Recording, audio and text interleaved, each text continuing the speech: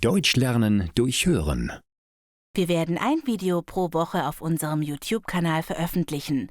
Abonnieren Sie bitte den Kanal und klicken auch auf die Glocke, damit Sie dann automatisch benachrichtigt werden, wenn ein neues Video online ist. Guten Abend. Guten Abend. Was kann ich für Sie tun? Ich suche ein Zimmer für heute Nacht. Haben Sie noch etwas frei? Ja, wir haben noch 2 freie Zimmer. Was kostet ein Zimmer? Wir haben noch eine Suite, die kostet 130 Euro pro Nacht. Dann gibt es noch ein Doppelzimmer, das kostet 75 Euro pro Nacht. Oh, das ist aber ganz schön teuer. Ich bin nur auf der Durchreise und in der Pension, in der ich eigentlich ein Zimmer gebucht hatte, hat es leider gebrannt. Also habe ich keinen Schlafplatz für heute Nacht. Können Sie eventuell noch etwas am Preis machen? Ich kann Ihnen das Doppelzimmer für 60 Euro pro Nacht anbieten. Das kann ich mir leider nicht leisten. Ich habe nur noch 50 Euro. Da muss ich mit der Hotelleitung sprechen. Einen kleinen Moment bitte.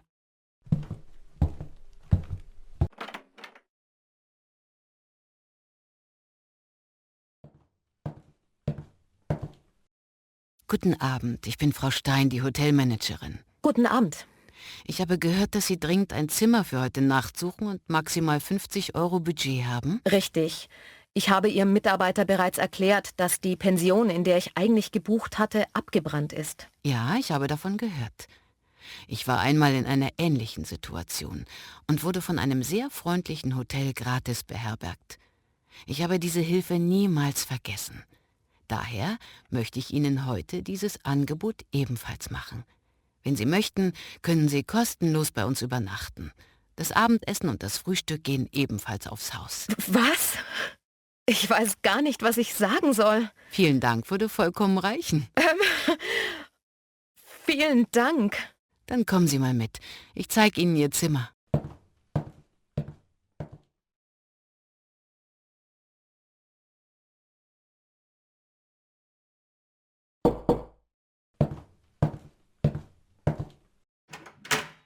Hallo.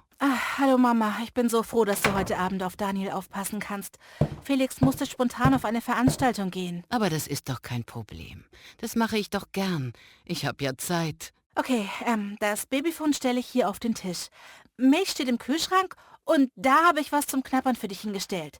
In der Küche gibt's frischen Kaffee und heißes Wasser für Tee. Alles gut. Hier ist die Fernbedienung. Du kannst Fernsehen. Heute gibt's einen sehr guten Film von Til Schweiger im ersten. Oder wolltest du lieber eine DVD gucken? Nein, nein, mach dir keine Sorgen. Ich habe ein Buch zum Lesen mitgebracht. Okay, ich denke, Felix kommt so gegen 12 Uhr zurück.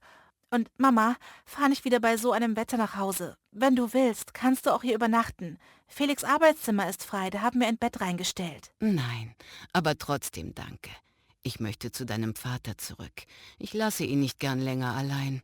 Er fühlt sich nicht gut und ist seit Tagen erkältet. Ist klar, Mama. Dann fahr vorsichtig. Und bei der Erkältung hilft Ingwer. Im Auto hätte ich noch welchen. Wenn du willst, hole ich ihn dir. Nein, danke. Ich dachte, dass es ihm vielleicht heute noch schlechter gehen würde und habe ein paar Stücke Ingwer und sogar frische Minze gekauft. Okay, dann liebe Grüße an meinen Papa und ich wünsche ihm gute Besserung.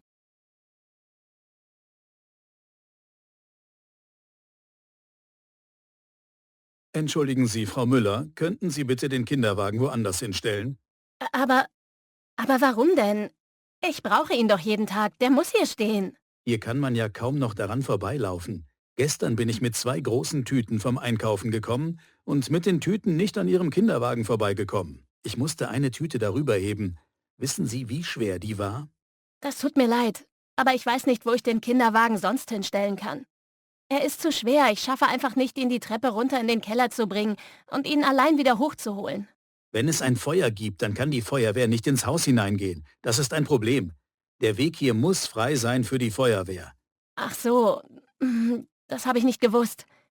Fällt Ihnen ein besserer Ort ein? Sie können ja den Kinderwagen hier um die Ecke unter die Briefkästen stellen. Da stört er nicht so sehr und es ist mehr Platz. Das stimmt. Ich werde ihn gleich dorthin stellen. Entschuldigen Sie die Unannehmlichkeiten. Schon okay.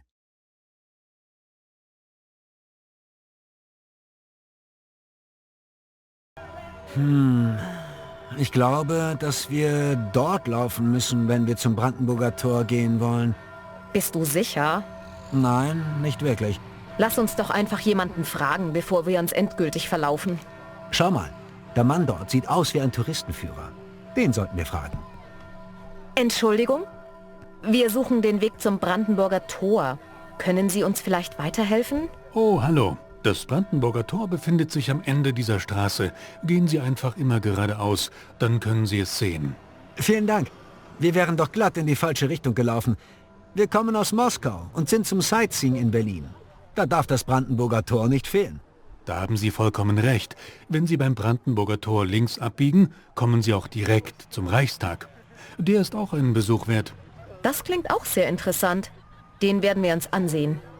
Sagen Sie, wie weit ist es denn noch bis zum Brandenburger Tor? Ich schätze, dass es etwa 20 Minuten zu Fuß dauern wird. Sie können allerdings auch mit dem Bus fahren. Es gibt auch extra Sightseeing-Busse. Die fahren Sie zu allen großen Sehenswürdigkeiten Berlins. Die Busse starten stündlich und Sie können an jeder Haltestelle einsteigen. Am Brandenburger Tor befindet sich so eine Haltestelle. Das ist ja wunderbar. Meine Füße tun mittlerweile schon sehr weh, da wir bereits den ganzen Tag unterwegs sind. Vielen Dank für die guten Tipps. Wir wünschen Ihnen einen schönen Tag. Kein Problem. Ich helfe doch gern. Ihnen auch einen schönen Tag in Berlin. Genießen Sie die Tour. Das werden wir. Tschüss. Tschüss.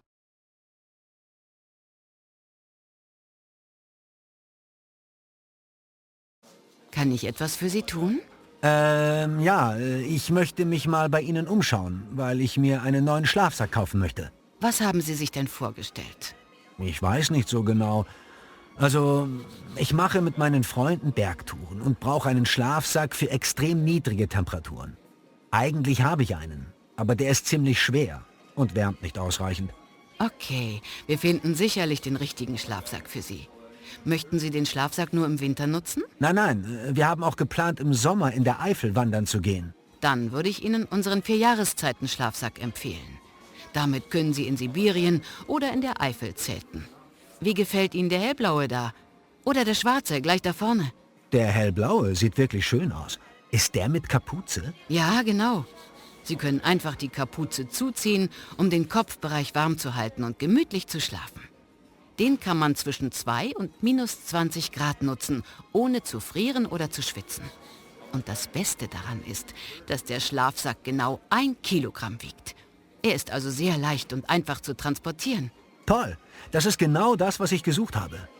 Gibt es da verschiedene Größen oder ist das eine Größe? Den gibt es in M und L. Da Sie sehr groß sind, würde ich Ihnen L empfehlen. Außerdem ist der Schlafsack wasserabweisend. Das schützt in extremen Bedingungen vor Feuchtigkeit. Was kostet das? Der Normalpreis liegt bei 229,99 €. Aber er ist diese Woche im Angebot und kostet nur 179,99 €. Das ist aber trotzdem zu teuer. Naja, das ist ein Down-Schlafsack. Der Preis ist für diese Qualität normal, da meist hochwertige Gänse- oder Entendaunen verarbeitet werden. Ich kann Ihnen aber auch noch den schwarzen empfehlen. Das ist quasi die günstigere Variante dieses Schlafsackes. Der kostet 159,99 €. Das ist ja kaum ein Unterschied zu dem blauen Schlafsack. Dann nehme ich den hellblauen. Das ist eine gute Wahl. Brauchen Sie sonst noch etwas? Nein, danke. Das reicht erstmal.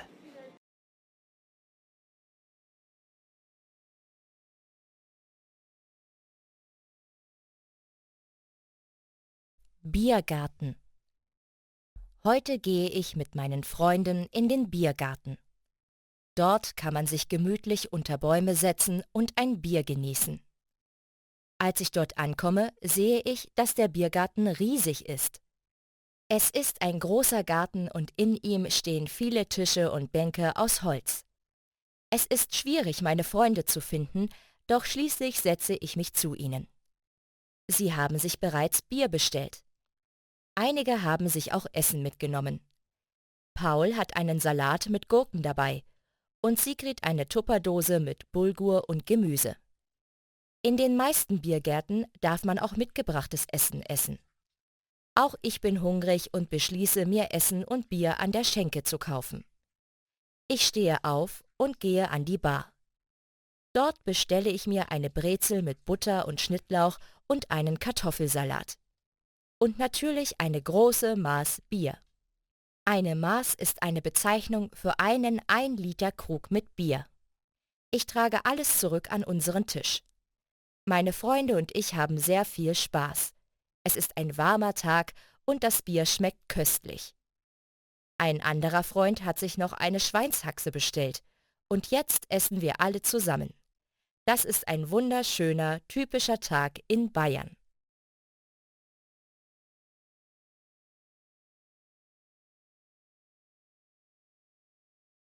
Guten Tag. Was kann ich für Sie tun? Ich möchte diese beiden Pakete hier verschicken. Gut, dann müssen Sie bitte da drüben am Tisch jeweils einen Paketschein ausfüllen. Oh ja, in Ordnung. Danach können Sie direkt wieder zu mir kommen. Sie müssen sich nicht nochmal hinten in der Schlange anstellen. Alles klar, vielen Dank.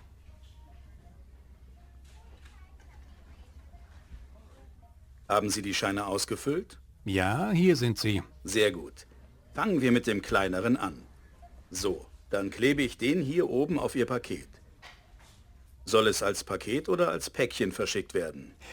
Was ist denn da der Unterschied? Ein Paket hat eine Sendungsverfolgung und ist bis 500 € versichert. Ein Päckchen nicht. Ah, verstehe. Und was kostet das dann? Moment, da muss ich Ihre Sendung wiegen. 1,5 Kilogramm. Dann kostet das Päckchen 3 € und das Paket 5 €.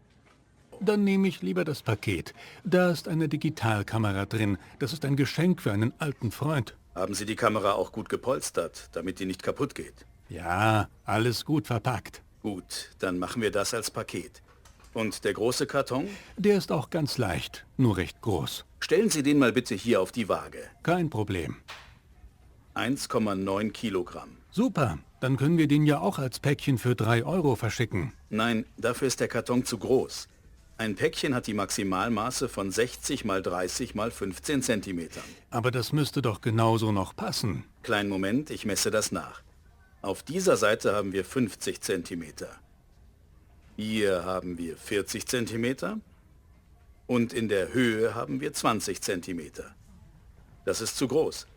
Dann geht es nur als Paket Größe L für 9 €. 9 €? Das ist nur etwas größer als das andere Paket und kostet fast das Doppelte? Ja, je unhandlicher ein Paket ist, desto teurer ist es eben auch. Es nimmt viel Platz im Fahrzeug weg. Aber es wiegt nicht einmal 2 Kilogramm. Das ist doch Abzocke. Die Preise sind an Maximalmaße und Gewicht gebunden. Sobald eins von beidem überschritten wird, kostet es automatisch mehr. Wenn Sie den Inhalt in einen kleineren Karton verpacken, wird es günstiger. Ich habe aber keinen kleineren Karton. Die können Sie auch bei uns kaufen. Was kostet der da? 9 €. Das ist doch ein Scherz, oder? Dann kostet der Karton ja schon so viel wie das große Paket. Nein, dann verschicke ich es so. In Ordnung. Das macht dann insgesamt 14 € für beide Pakete. Kann ich solche Paketscheine auch für zu Hause mitnehmen? Dann muss ich die nicht hier ausfüllen. Ja, natürlich. Nehmen Sie sich ruhig ein paar mit. Danke.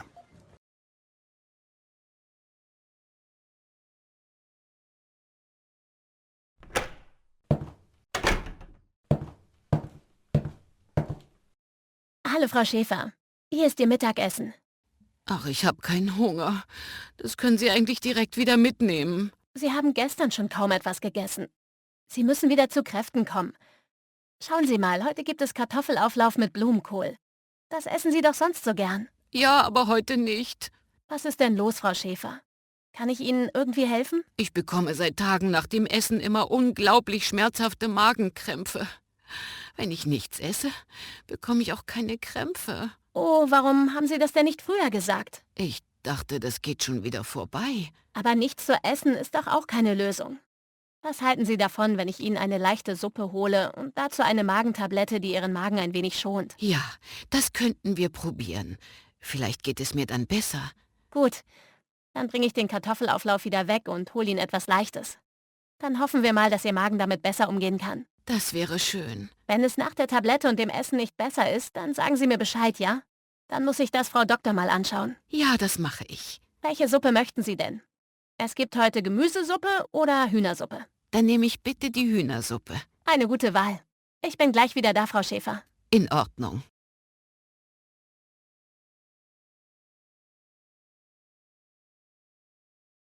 Guten Tag, was kann ich für Sie tun? Guten Tag. Ich möchte mich über eine Sprachreise informieren. Mein Sohn möchte in diesen Sommerferien eine Sprachreise machen. In welcher Klasse ist er denn jetzt? In der 9. Klasse. Und seit wie vielen Jahren lernt er Englisch? Seit der 3. Klasse. Und letztes Jahr hat er hier in Neuland einen Englischkurs besucht. Übrigens spricht er auch noch über Skype mit einem Sprachpartner, der in Blackburn wohnt. Ich kann Ihnen einen Kurs in Brighton empfehlen. Da haben wir viele Sprachschulen. Das hört sich gut an. Ich und meine Frau haben schon mal gedacht, er kann entweder nach Malta oder England. Aber ich finde besser, in England Englisch zu lernen. Übrigens ist Brighton nämlich nicht weit weg von uns. Da ist immerhin der Geburtsort der englischen Sprache.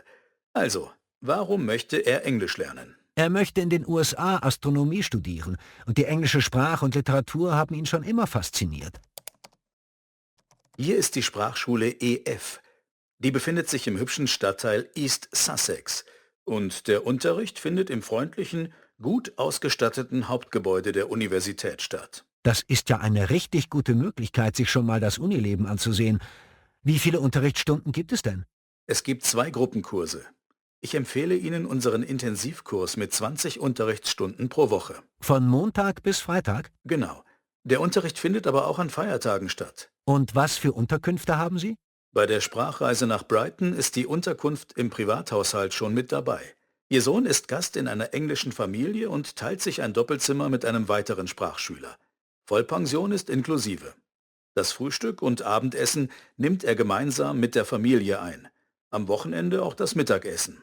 Die Unterkünfte befinden sich 15 Minuten mit öffentlichen Verkehrsmitteln von der Schule entfernt.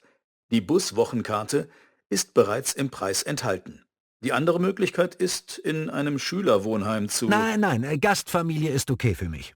Übrigens, die Unterkunft bei einer Gastfamilie ermöglicht es ihm, auch außerhalb der Schule Englisch zu sprechen und etwas über die englische Kultur zu erfahren. Klingt spannend. Und wie teuer ist das? Also 2 Wochen, Reise mit dem Bus, 20 Unterrichtsstunden pro Woche, Vollpension bei der Gastfamilie und Freizeitaktivitäten, alles inklusive, das macht 820 €. Nicht gerade billig. Aber ich glaube, das ist ideal für meinen Sohn. Was sind das denn genau für Freizeitaktivitäten? Pro Woche 5 Nachmittagsaktivitäten wie Barbecue, Streetdance, DJ-Recording, Sport und ein Ganztagesausflug am Wochenende, zum Beispiel London, Leeds Castle, Cambridge, Canterbury und Stonehenge. Gut, ich reserviere gleich einen Platz. Okay, also wir können das Anmeldeformular zusammen ausfüllen. Wie heißt Ihr Sohn? David Kaiser. Wann und wo ist er geboren? Am 21. Mai 2005 in Hamburg. Wie ist Ihre Adresse? Wir wohnen in Hamburg, in der Sonnenstraße 33. Welche Postleitzahl ist das? 20537. Wenn Sie mir bitte eine E-Mail-Adresse nennen. Ich gebe am besten meine E-Mail-Adresse. kaiserjan@gmail.com. Unterkunft, Gastfamilie, Belegung, 2-Bettzimmer, Verpflegung, Vollpension. Ist er Vegetarier oder sogar Veganer? Nein, er ist kein Vegetarier. Hat er irgendwelche Allergien? Ja, er ist allergisch gegen Erdnüsse und Eier. Die Gastfamilie hat 2 Hunde im Haus. Mag er Hunde? Ja, sogar sehr. Er hat aber eine Allergie gegen Katzenhaare. Er darf also nicht mit Katzen spielen. Zum Glück haben Sie keine Katze.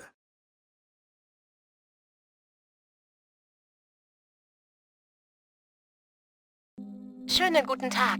Sie sprechen mit der Service-Hotline vom Porter Einrichtungshaus. Bitte haben Sie noch einen Moment Geduld. Der nächste freie Service-Mitarbeiter steht gleich für Sie bereit. Na super. Warteschleife. Guten Tag, Serviceabteilung von Porter Einrichtungshaus. Sie sprechen mit Dominik Bergmann. Wie kann ich Ihnen helfen? Guten Tag, mein Name ist Simone Winter. Ich habe letzte Woche eine Einbauküche im Möbelhaus bei Ihnen gekauft. Jetzt habe ich gerade eben nochmal die Auftragsbestätigung durchgelesen. Dabei ist mir aufgefallen, dass der Liefertermin falsch angegeben ist. Da schaue ich gern mal für Sie nach. Sagen Sie mir bitte die Nummer des Kaufvertrags. Die steht oben rechts in der Ecke. Das ist die 1683894. In Ordnung. Da habe ich Ihren Auftrag. Als Liefertermin ist hier der 25. Mai 2020 vorgemerkt. Ja, so steht das bei mir auch. Aber ich hatte mit der Verkäuferin besprochen, dass die Küche so schnell wie möglich geliefert werden soll. Wir haben gerade ein Haus gebaut und die Küche wird nächste Woche fertig. Wir wollen in 3 Wochen einziehen und dann hätten wir die Küche schon gern zeitnah. Das kann ich natürlich sehr gut verstehen. Ich schaue mal kurz nach, wie die Lieferzeiten des Küchenherstellers sind. Das wäre nett. Also, der Hersteller hat momentan eine Lieferzeit von 3 bis 6 Wochen. Sobald die Möbel bei uns angekommen sind, können wir einen Montagetermin mit Ihnen vereinbaren. Allerdings geht das erst, wenn die Möbel bei uns eingetroffen sind. Das verstehe ich. Aber die Möbel müssen schnellstmöglich geliefert werden. Nicht erst nächstes Jahr im Mai. Das habe ich so eingetragen. Sie bekommen dann nochmal eine geänderte Auftragsbestätigung per E-Mail, in der das neue Datum vermerkt ist. Vielen Dank. Und wie lange dauert es dann etwa, bis wir einen Montagetermin bekommen? Wenn die Möbel bei uns eingetroffen sind, meldet sich am selben Tag noch das Montageteam bei Ihnen und vereinbart einen Termin. Dann kommt es nur darauf an, wie flexibel Sie zeitlich sind. Das ist kein Problem. Ich arbeite von zu Hause aus und bin also immer da. Das ist doch super. Dann warten Sie, bis sich meine Kollegen bei Ihnen melden. Sollten Sie in 6 Wochen noch nichts gehört haben, dann rufen Sie einfach nochmal bei mir an. Dann schaue ich gerne nach, wo das Problem ist. In Ordnung, das mache ich. Ach so, mir fällt gerade noch ein, dass wir die Elektrogeräte ja selbst besorgen. Bauen die Monteure die dann trotzdem mit ein?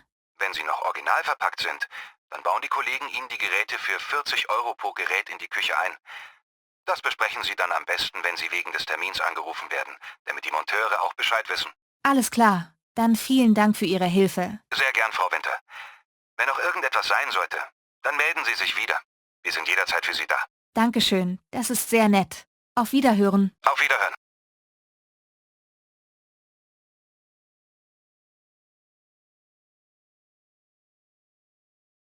Typisch deutsch. Über Deutsche gibt es viele Meinungen. Sie sind überpünktlich, ordentlich, reiselustig, humorlos und tragen weiße Socken in Sandalen. Und alle essen immer Currywurst. Davon stimmt natürlich nicht alles, aber ein Fünkchen Wahrheit ist in den Behauptungen schon enthalten. Deutsche sind tatsächlich sehr pünktlich. Es ist ihnen wichtig, dass ihre Termine eingehalten werden.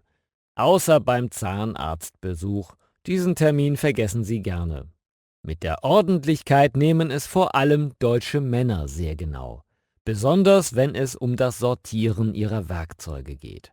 Deutsche basteln nämlich gerne am Samstag zu Hause an ihrem Auto. Und da muss alles seine Ordnung haben. Nur ihre Socken, die lassen sie überall in der Wohnung herumliegen. Deutsche reisen gerne. Allerdings am liebsten in Länder, wo man ihre Sprache versteht. Nach Spanien, Italien oder in die Türkei. Dort leben viele Menschen, die früher in Deutschland gearbeitet und Deutsch gelernt haben. Deutsche blamieren sich so ungern, wenn sie eine fremde Sprache nicht richtig sprechen. Übrigens gibt es dort oft sogar Currywurst. Auf diese möchte der Deutsche nämlich auch im Urlaub nicht verzichten. Es geht doch nichts über einen Sonnenuntergang am Strand mit weißen Socken an den Füßen und einer Currywurst in der Hand. Humorlos sind Deutsche allerdings sicher nicht. Einige können sogar über sich selber lachen. Schreib uns in die Kommentare, was für dich typisch deutsch ist.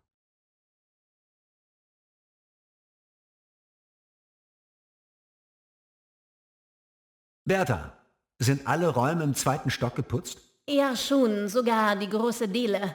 Ich gehe mal schnell eine Zigarette rauchen. Warte, ich komme auch mit.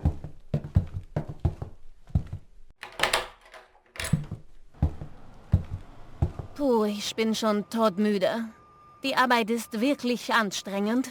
Ja, klar. Heute gibt's noch extra 3 Räume zu putzen. Du hast ja Pech gehabt. Gestern haben wir alle Räume eine Stunde früher fertig gemacht. Sind wir aber schon fast fertig? Ja. Hast du alle Mülleimer im 2. Stock kontrolliert, ob sie wirklich geleert sind? Ja, klar. Da habe ich auch die neue Müllbeutel eingelegt. Übrigens sind die Papierhandtücher und Toilettenpapiere auf den Toiletten schon nachgefüllt. Das klingt ja sehr gut. Komm, gehen wir wieder rein.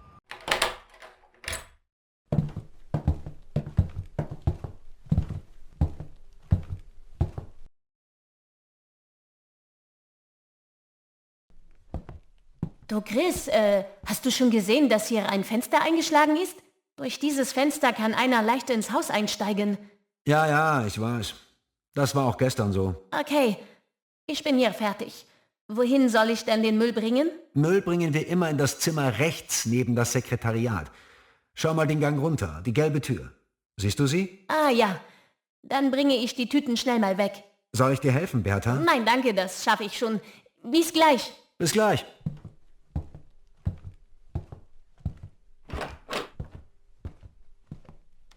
Hey, hallo, stopp!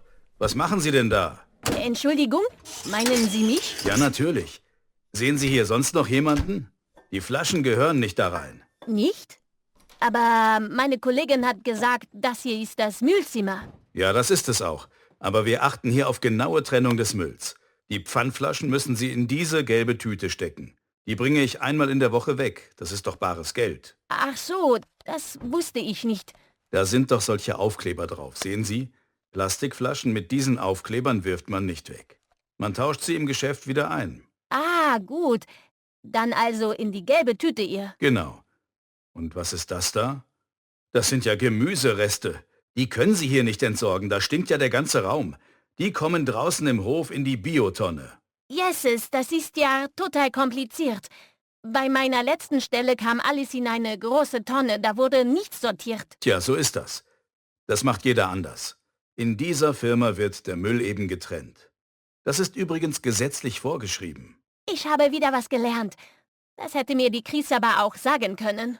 Bertha, wo bleibst du denn? Wir müssen noch die anderen Büros putzen. Ich bin Ihre Müllraum. Warte kurz, ich komme.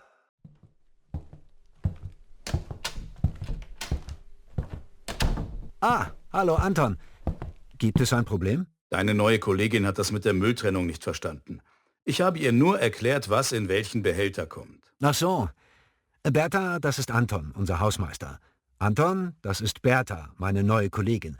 Sie kommt aus Usbekistan. Da geht alles etwas anders. Usbekistan? Das ist in der Türkei, oder? Nein, das ist ein eigener Staat. Oh, jetzt habe ich auch was gelernt. Dann ist heute ein guter Tag. Wir haben etwas Neues gelernt. Und der Tag wird noch besser, wenn wir nachher in der Pause alle zusammen einen Kaffee trinken. Und Sie erzählen mir etwas von Usbekistan. Und ich habe auch etwas gelernt. Schicke nie eine neue Kollegin allein in den Müllraum. Sonst muss man mit dem Hausmeister Kaffee trinken. Jetzt aber wieder an die Arbeit. Ich lade euch nachher zum Kaffee ein. Um 12 in der Kantine. Ciao. Tschüss, bis nachher. Bis nachher.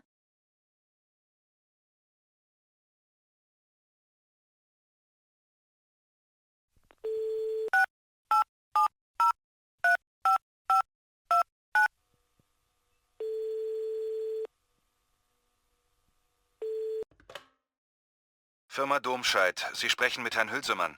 Was kann ich für Sie tun? Guten Tag, mein Name ist Eckert. Ich habe letzte Woche eine Spülmaschine gekauft. Die wurde heute auch geliefert und angeschlossen. Die Mitarbeiter waren auch sehr nett. Allerdings habe ich das Problem, dass die Maschine nicht wäscht.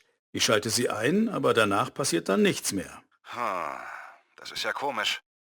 Haben Sie denn schon einmal in der Bedienungsanleitung nachgesehen, was das Problem sein könnte? Ja, das habe ich. Ich habe auch alle Schritte genau wie in der Bedienungsanleitung ausgeführt. Leider hat auch das keinen Erfolg gebracht. Was soll ich denn jetzt tun? Haben Sie den Kaufbeleg zur Hand? Ja, den habe ich hier. Nennen Sie mir bitte einmal die 8-stellige Nummer oben rechts. Das ist die 875-85440. Vielen Dank. Ich schaue nur mal kurz, ob ich Ihnen direkt hier am Telefon weiterhelfen kann. Das wäre super. Also, ich habe jetzt mal ein wenig recherchiert. Das Problem tritt wohl nur auf, wenn der Hauptwasserhahn, an dem die Spülmaschine angeschlossen ist, nicht aufgedreht ist. Meinen Sie den Hahn unter der Spüle? Ja, meist ist er unter der Spüle. Schauen Sie doch mal nach, ob der Hahn wirklich aufgedreht ist. Ich bin schon dabei. Oh nein, der Hahn war zugedreht.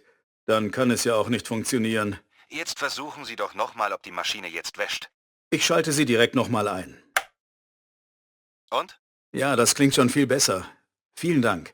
Sie haben meinen Tag gerettet. Ich bekomme heute noch Gäste und hätte sonst alles mit der Hand spülen müssen. Schön, dass die Lösung so einfach war und ich Ihnen so schnell helfen konnte. Nochmals vielen Dank. Ich wünsche Ihnen schon mal einen schönen Feierabend und ein angenehmes Wochenende. Gern geschehen. Das wünsche ich Ihnen auch. Auf Wiederhören. Wiederhören.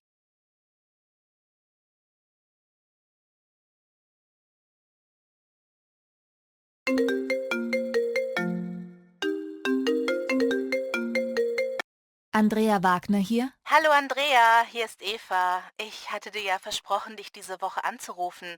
Wie geht es dir? Ah, hallo Eva. Mir geht es sehr gut. Ich habe heute einen Tag frei und entspanne mich gerade in meinem Garten. Das klingt ja schön. Ich wollte dir unbedingt erzählen, dass ich endlich eine neue Wohnung gefunden habe. Du weißt ja, dass ich schon sehr lange nach einer Wohnung in Hamburg gesucht habe. Und nun ist es endlich soweit. Ich freue mich für dich. Wie viele Zimmer hat die Wohnung denn? 3 Zimmer. Das Wohnzimmer ist schön groß und hat einen Balkon zu einem Waldstück.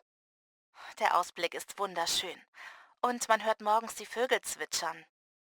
Leider ist die Küche ziemlich klein. Aber mit der richtigen Einrichtung ist das nicht so schlimm.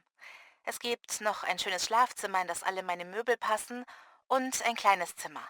Das werde ich als Arbeitszimmer nutzen. Das Bad hat eine Badewanne. Darüber freue ich mich sehr. Bisher hatte ich ja nur eine Dusche. Außerdem habe ich im Bad endlich Platz für einen Schrank, in dem ich Handtücher und Kosmetik aufbewahren kann. Das klingt ja sehr gut. Und wie viele Quadratmeter hat die Wohnung? In dem Wohnungsangebot standen 55 Quadratmeter, aber ich hatte gestern Nachmittag einen Termin zur Besichtigung und glaube, dass es sogar mehr sind. Und wie viel Miete zahlst du dann dort? 550 Euro pro Monat und 50 Euro für Strom. Oh, das ist aber deutlich mehr, als ich für meine Wohnung bezahle. Sie ist ungefähr 60 Quadratmeter groß und ich zahle 450 Euro. Ist dir das nicht zu teuer? Nein, finde ich nicht. Ich habe ja bisher in der Hamburger Innenstadt gewohnt und deutlich mehr Miete für weniger Platz gezahlt. Nun ziehe ich an den Rand von Hamburg in einen ruhigeren und grüneren Stadtteil und zahle dann für fast dieselbe Größe der Wohnung 100 Euro weniger. In der Nähe sind auch viele Einkaufsmöglichkeiten und ein See ist auch nicht weit entfernt. Das ist doch perfekt. Passen denn alle deine Möbel in die neue Wohnung? Nein, leider nicht. Meine jetzige Küche ist deutlich größer, also muss ich mir eine neue kaufen. Mein Sofa und meine Schrankwand sind schon so alt, dass die wahrscheinlich bei einem Umzug kaputt gehen. Ich muss also unbedingt neue Möbel kaufen. Einen neuen Schrank für mein Bad brauche ich dann ja auch noch. Das trifft sich super. Ich habe vor, am Samstag zu Möbel Heinz zu fahren. Wir brauchen unbedingt einen neuen Schreibtisch für meinen Sohn Robert. Der alte Schreibtisch hat viel zu wenig Platz und sieht auch nicht mehr schön aus. Da Martin am Samstag leider arbeiten muss, hatte ich vor, allein zu gehen. Lass uns doch gemeinsam fahren. Ja, sehr gerne. Ach, mein Auto steht zurzeit in der Werkstatt. Die Bremsen sind schon alt und müssen nun dringend erneuert werden. Es dauert wahrscheinlich noch 2 Tage, bis ich mein Auto abholen kann. Ich hätte daher im Moment keine Möglichkeit gehabt, zu Möbel Heinz zu fahren. Dann hole ich dich ab.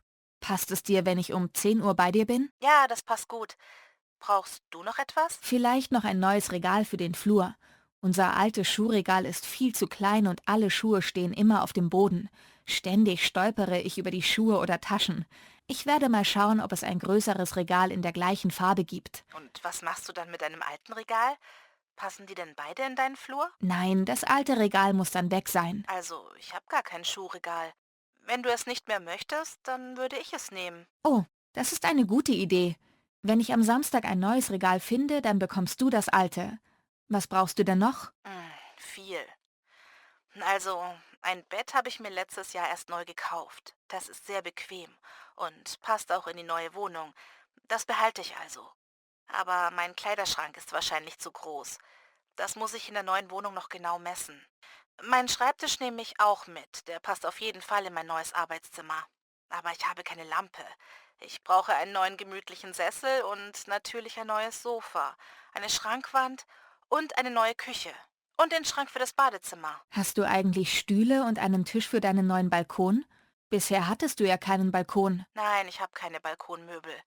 Ich habe in der Werbung neulich eine schöne Hollywood-Schaukel gesehen. Die würde mir gefallen. Der Balkon ist sehr groß, das sollte ausreichen. Ich weiß nicht, ob es bei Möbel Heinz auch Balkonmöbel gibt, aber wir können ja einfach mal schauen. Das macht nichts. Ich habe ja ab nächster Woche mein Auto wieder und kann dann auch noch in andere Möbelhäuser fahren. Das Wichtigste ist erstmal die Küche, das Sofa und die Schrankwand. Alles Weitere kann ich ja auch noch besorgen, wenn ich schon umgezogen bin. Das stimmt.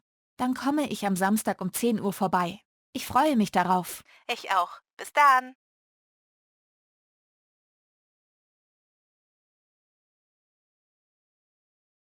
Guten Tag. Was kann ich für Sie tun? Hallo, mein Name ist Philipp Sanchez. Ich habe ein Problem mit einer Überweisung. Ist Frau Steinert da? Die ist für mich zuständig. Frau Steinert kommt erst heute Nachmittag, aber ich kann mir Ihr Problem gern einmal anschauen. Ja, gern. Worum geht es denn genau? Also, ich habe am Anfang der Woche eine Überweisung getätigt. Das Geld ist auch von meinem Konto abgebucht, aber bei meiner Schwester ist das Geld noch nicht angekommen. Warum dauert das denn so lange? Um welchen Betrag handelt es sich denn? Ich habe 1200 Euro überwiesen. Das Haus meiner Schwester hat gebrannt, wissen Sie. Ich habe also schnell überwiesen, damit sie sich darüber nicht auch noch Sorgen machen muss. Es ist alles verbrannt. Sie hat nicht mal mehr Kleidung. Das ist ja schrecklich. Nennen Sie mir bitte Ihre Kontonummer, dann schaue ich nach, was da nicht stimmt. Warten Sie, hier ist meine Karte. Danke. So, dann schauen wir mal.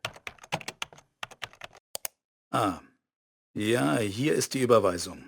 Ach, die ging ja nach Spanien. Ja, meine Schwester lebt in Spanien. Ist das ein Problem? Nein, aber dann wundert es mich nicht, dass die Überweisung noch nicht bei Ihrer Schwester angekommen ist.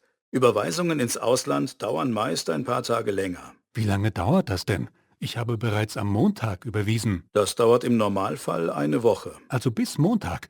Gibt es denn eine Möglichkeit, den Vorgang zu beschleunigen? Naja, es gibt seit etwa 6 Monaten die Möglichkeit einer Echtzeitzahlung. Das müssen Sie allerdings direkt bei der Überweisung angeben. Jetzt kann ich das leider nicht mehr ändern. Ach, das wusste ich gar nicht. Dann werde ich das beim nächsten Mal tun. Tut mir leid, dass ich nicht mehr für Sie tun konnte. Ach, das kann man ja nicht ändern. Aber vielen Dank für Ihre Mühe. Ich weiß das sehr zu schätzen. Gern geschehen. Und ich wünsche Ihrer Schwester alles Gute. Sollten Sie noch Hilfe benötigen, dann melden Sie sich gern bei mir. Danke, das werde ich. Einen schönen Tag noch. Das wünsche ich Ihnen auch.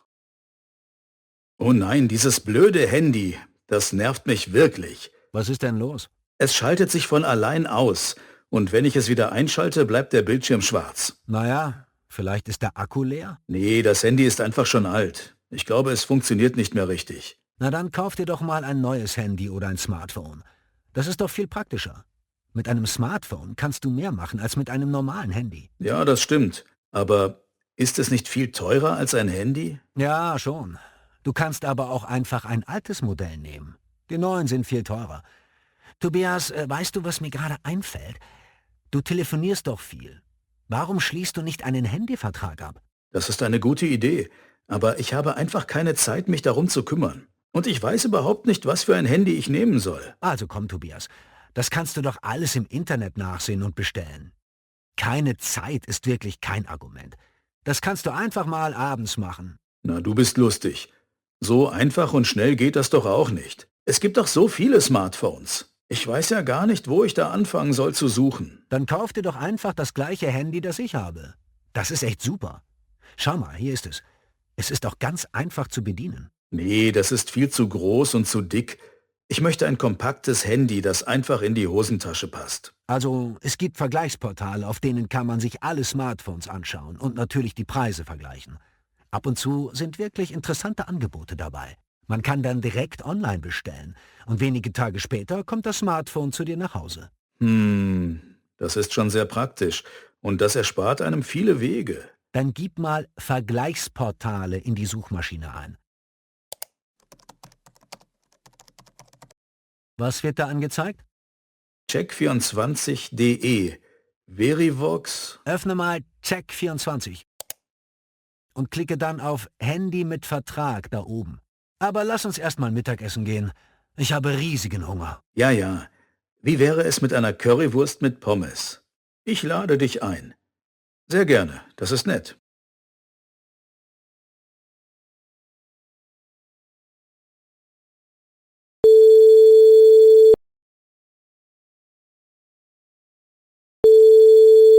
Eventmanagement Welsheimer Wald, guten Tag.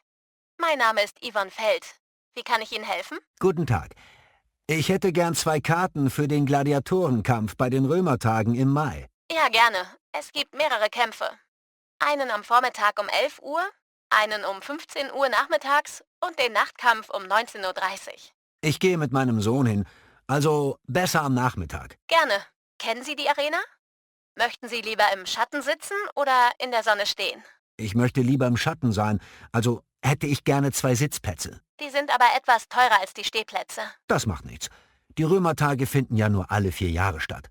Ich konnte etwas sparen. Gut, also 2 Sitzplätze für die Nachmittagskämpfe, richtig? Ja, genau. Was kosten die Karten denn bitte? Die Sitzplätze kosten 34 Euro. Moment mal. Wie alt ist denn Ihr Sohn? Brutus? Der wird im Juli 10. Gibt es eine Altersbegrenzung? Nein, aber er bekommt dann noch den Kinderpreis. Das bedeutet, Sie müssen nur 28 Euro zahlen. Oh, das ist ja prima. Und wie geht das jetzt mit der Bezahlung? Ich schicke Ihnen einen Link auf Ihr Handy. Die Nummer sehe ich ja hier auf meinem Display. Den müssen Sie nur anklicken. Dann können Sie online bezahlen. Na, das geht ja alles einfach. Dankeschön und auf Wiederhören. Gern geschehen. Viel Spaß und auf Wiederhören.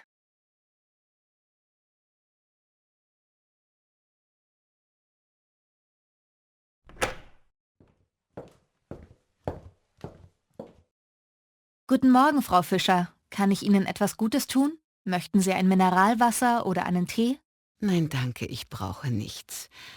Aber kann ich mal kurz mit Ihnen sprechen? Alleine? Im Flur? Ja, natürlich. Das ist kein Problem. Kommen Sie mit.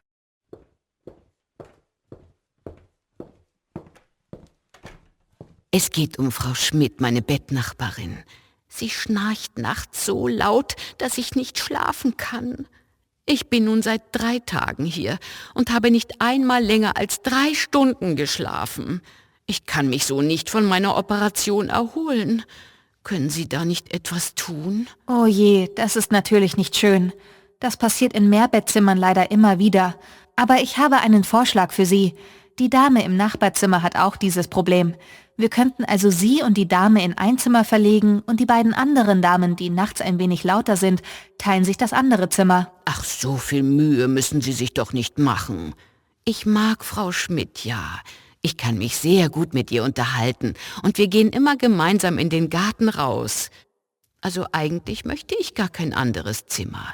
Man hat ja nicht immer so nette Bettnachbarn. Wir sprechen oft über unsere Enkelkinder. Frau Schmidt hat 3 und ich habe 2. Sie hat mir Fotos gezeigt und ihre jüngste Enkeltochter ist im selben Alter wie meine. Dann kann ich Ihnen nur Ohrstöpsel anbieten. Die sind aus Wachs und lassen keine Geräusche durch. Davon habe ich schon mal gehört, aber benutzt habe ich die noch nie. Ich versuche das mal. Ich bringe Ihnen heute Abend welche. Da müssen Sie eben mal schauen, ob Sie damit schlafen können. Da die Ohren komplett verschlossen sind, hören Sie sich selbst sehr laut. Manche Patienten finden das noch schlimmer als das Schnarchen der Bettnachbarn. Ich probiere es aus. Wenn es nichts bringt, kann ich ja noch immer über einen Zimmertausch nachdenken. Genau, das ist doch eine gute Lösung. Vielen Dank für Ihre Hilfe. Kein Problem, Frau Fischer. Ich bringe gleich das Frühstück. Möchten Sie Tee oder Kaffee dazu? Ein Kaffee bitte. Mit Milch, aber ohne Zucker, richtig? Genau wie Frau Schmidt. Da haben Sie recht. Deswegen verstehen Sie sich so gut. Ja, vielleicht.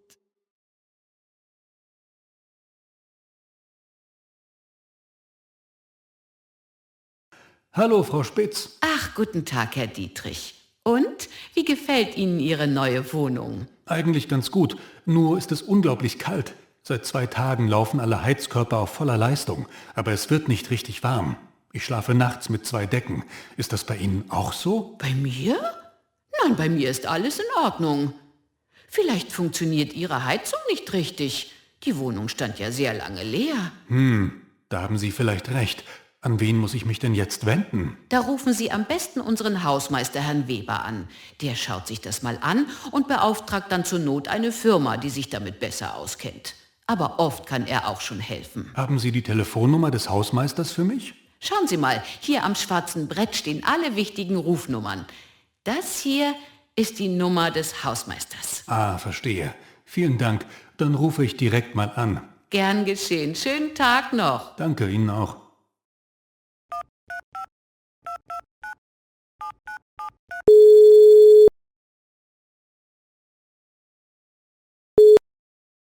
Hausmeister Weber hier?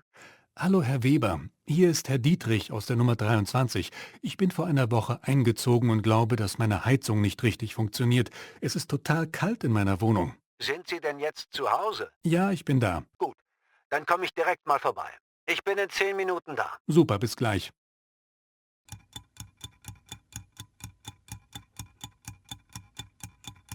Herr Dietrich, hallo. Und, geht Ihre Heizung denn jetzt? Hallo, Frau Spitz. Ja, der Hausmeister kam direkt gestern noch vorbei und hat die Heizung entlüftet. Seitdem funktioniert alles ohne Probleme und es ist schön warm. Na, das ist doch super. Ich habe noch eine Frage. Wie ist denn das mit der Hausreinigung hier? Muss ich das regelmäßig machen? Gibt es da einen Plan? Nein, das macht eine Reinigungsfirma. Darum müssen Sie sich nicht kümmern. Ach, sehr gut. Vielen Dank für Ihre Hilfe. Kein Problem. Einen schönen Abend noch. Den wünsche ich Ihnen auch.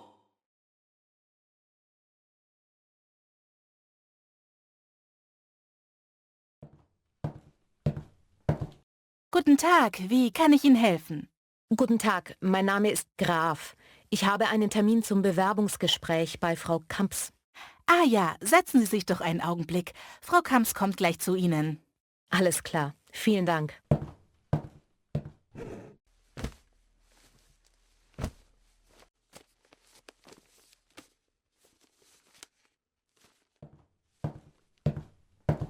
Hallo, Frau Graf. Entschuldigen Sie, dass Sie so lange warten mussten. Ich hatte noch einen Kundentermin, der leider etwas länger gedauert hat. Kein Problem, ich habe keine weiteren Termine. Dann kommen Sie doch mit in mein Büro. Dann können wir uns ganz in Ruhe unterhalten. Sehr gerne. So, nehmen Sie Platz. Ich habe Ihre Bewerbung gelesen und war sehr neugierig auf Sie. Sie haben bereits als Buchhalterin gearbeitet? Ja, ich habe ursprünglich mal eine Ausbildung zur Bürokauffrau gemacht und später dann eine Fortbildung zur Buchhalterin. Ich habe 8 Jahre lang bei einem Steuerberater gearbeitet. Und warum möchten Sie dort nun nicht mehr arbeiten? Der Geschäftsführer ist mittlerweile 62 Jahre alt und geht noch dieses Jahr in Rente.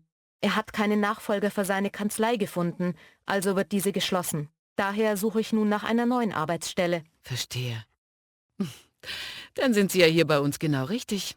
Wir suchen dringend eine neue Buchhalterin, da unsere 3 Angestellten nicht mehr arbeiten können. Das klingt hervorragend. Ab wann wäre der Arbeitsbeginn? Also, Frau Graf, ich spreche jetzt mal ganz offen. Sie sind die Beste für diese Stelle. Und ich möchte Sie gern einstellen, und zwar so schnell wie möglich. Haben Sie Ihre alte Stelle bereits gekündigt? Das ist nicht nötig. Mein Chef hat uns allen zugesichert, dass es keine Kündigungsfristen für uns gibt. Er lässt uns fristlos aus unseren Arbeitsverträgen raus, wenn wir eine neue Stelle gefunden haben. Er sagte, dass er uns in diese Lage gebracht hat und uns somit keine weiteren Steine in den Weg legen möchte. Das ist sehr nobel und für uns natürlich vorteilhaft. Könnten Sie nächsten Montag bei uns anfangen? Ja, natürlich. Ich freue mich sehr. Großartig. Dann bereite ich schnell noch Ihren Arbeitsvertrag vor und Sie unterschreiben ihn gleich heute. Eine Frage habe ich noch. Welches Gehalt erwartet mich denn? Ach, stimmt. Die wichtigste Frage haben wir übersprungen. Was stellen Sie sich denn vor? Ich hätte gern 3.000 Euro brutto. Das passt in etwa zu meinen Vorstellungen. Sie bekommen 3.100 Euro brutto pro Monat. Nach einem Jahr bei uns bekommen Sie eine Gehaltserhöhung. Das ist wunderbar. Ich freue mich auf meine neuen Kollegen. Das Team hier ist sehr herzlich und harmoniert gut. Ich denke, dass Sie sich gut einleben werden. Danke. Das beruhigt mich.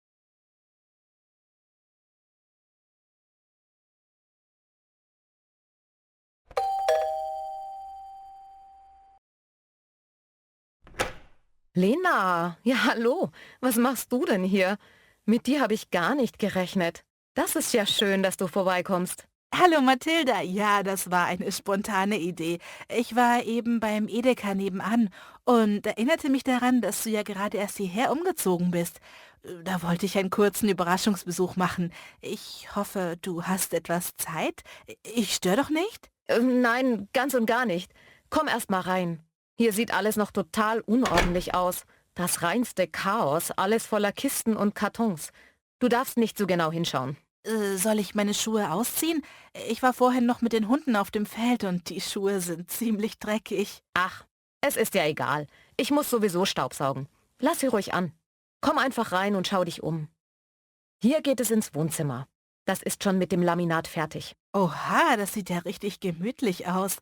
Und es ist nicht so dunkel wie dein vorheriges. Jetzt kannst du endlich auch Blumen ins Zimmer stellen. Ja, es ist viel heller und fast doppelt so groß wie das alte. Außerdem habe ich jetzt auch einen Balkon. Da kann ich auch noch Blumen hinstellen. Und einen Tisch mit Stuhl. Das reinste Paradies. Hier ist die Küche. Sie ist etwas kleiner als die alte. Aber dafür habe ich Einbauschränke und einen modernen Herd. Da hinten kommt man ins Schlafzimmer. Den kleinen Raum neben dem Bad nutze ich als Arbeitszimmer. Super schöne Wohnung. Da hast du dich wirklich verbessert. Aber die ist bestimmt viel teurer als die alte Wohnung. Allerdings. Sie kostet um einiges mehr. Aber das ist mir der Luxus wert. Man muss sich in seiner Wohnung ja wohlfühlen und hier gefällt es mir richtig gut. Außerdem brauche ich hier das Auto nicht mehr. Dadurch spare ich viel Geld. Das gleicht sich dann wieder aus. Möchtest du einen Kaffee mit mir trinken? Auf dem Balkon? Ja, gerne. Und warum steht eure Spülmaschine hier auf dem Balkon? Sie ist leider beim Umzug wohl kaputt gegangen. Ach, Garantie hat die nicht mehr, oder? Nein, die ist ja schon sehr alt, aber sie hat immer noch sauber gespült. Jetzt funktioniert sie leider gar nicht mehr. Oh je, dann braucht ihr eine neue Spülmaschine. Aber zuerst müssen wir die alte entsorgen.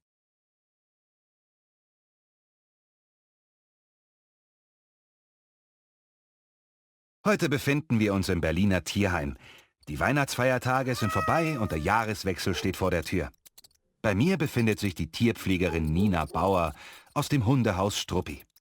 Hallo, Frau Bauer. Hallo, schön, dass Sie hier sind. Schön, dass Sie sich Zeit für uns nehmen. Die Weihnachtsfeiertage sind schon vorbei.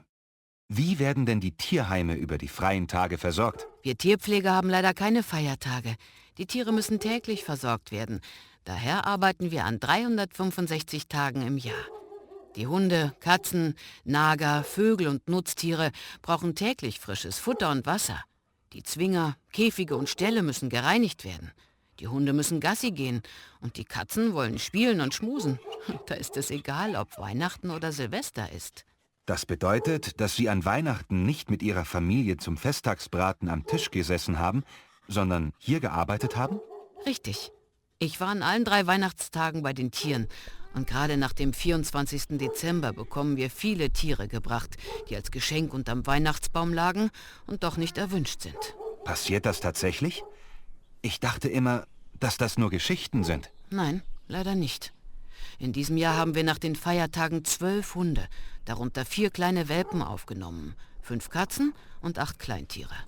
Die meisten von ihnen werden gefunden, oft in einem Karton auf einem Müllplatz abgestellt.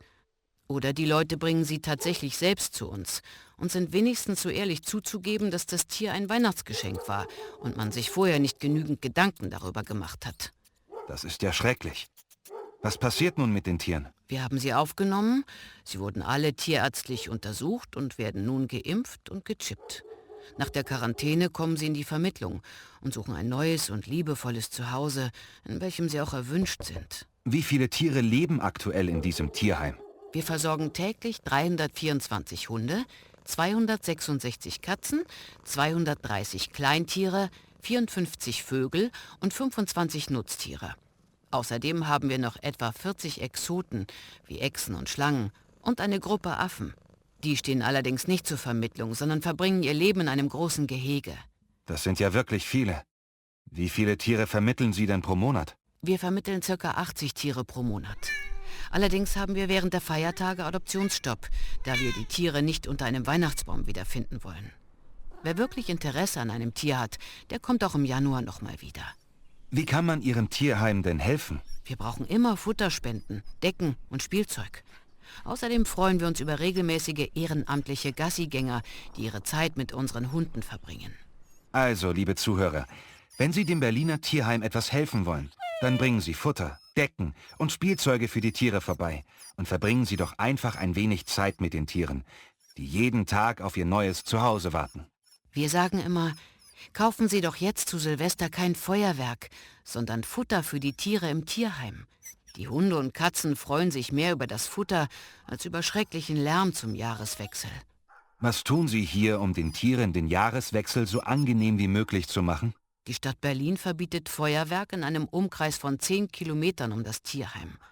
Darüber sind wir sehr froh, denn die Tiere haben Angst und Panik und verstehen das Ganze nicht. Wir schließen alle Tore und Fenster, lassen alle Rollläden herunter und sorgen für Musik in den Räumen, damit die Tiere abgelenkt werden und den Lärm nicht so wahrnehmen. Ich bewundere Ihre Arbeit sehr, Frau Bauer. Also, liebe Zuhörer, denken Sie in dieser Zeit vielleicht auch an die Tiere im Tierheim. Sie können jede Hilfe gebrauchen. Vielen Dank. Und sollten Sie mit dem Gedanken spielen, ein Tier in Ihre Familie zu holen, dann schauen Sie doch zuerst im Tierheim, ob Sie einem kleinen Wesen ein Zuhause schenken können. Das hilft uns sehr. Vielen Dank für Ihre Zeit, Frau Bauer. Ich wünsche Ihnen einen ruhigen und angenehmen Jahreswechsel. Danke, das wünsche ich Ihnen auch.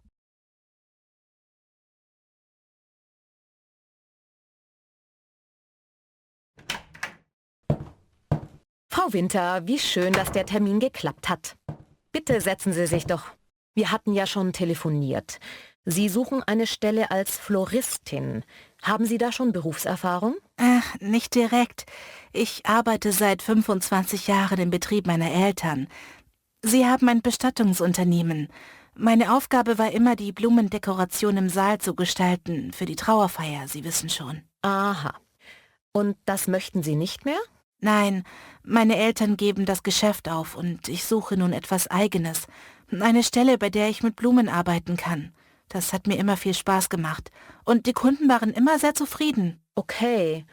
Ich denke, man kann das als Berufserfahrung anerkennen. Heute Morgen habe ich ein Angebot bekommen, das könnte Sie vielleicht interessieren. Es handelt sich um die Friedhofsgärtnerei Böhmer. Die suchen zum nächsten Monat eine Floristin in Vollzeit. Wäre das etwas für Sie? Ja, das hört sich passend an. Ich bleibe da ja fast in der Branche. Und Vollzeit ist gut. Haben Sie auch Informationen über das Gehalt? Ja, Sie werden bestimmt mit dem Gehalt zufrieden sein. Das ist zwischen 2.100 und 2.300 Euro brutto im Monat und dazu Urlaubsgeld, Weihnachtsgeld. Ich drucke Ihnen das Stellenangebot mal aus. Und ich rufe auch gleich dort an und mache einen Vorstellungstermin für Sie aus. Das ist nett, danke schön. Ich hoffe, es klappt. Na, dann kann ich endlich eine eigene Wohnung suchen. Mit 45 wird das auch langsam mal Zeit.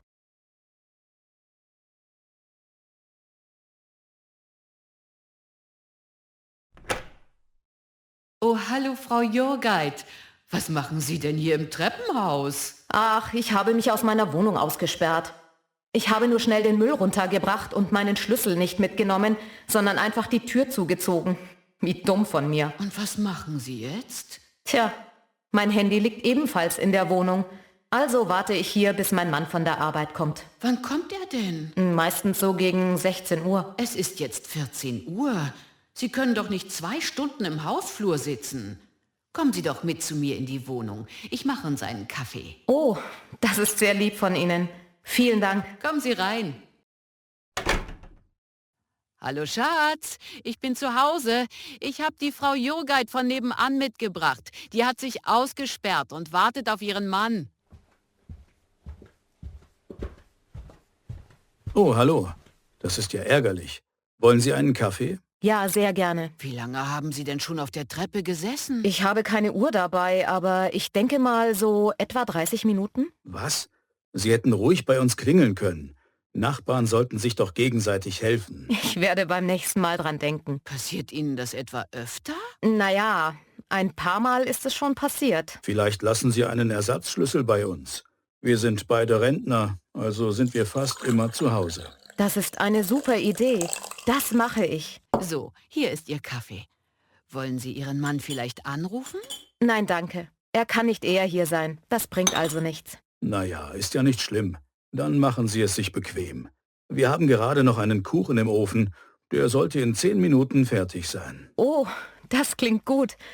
Vielen Dank. Es war anscheinend der richtige Zeitpunkt, um mich auszusperren.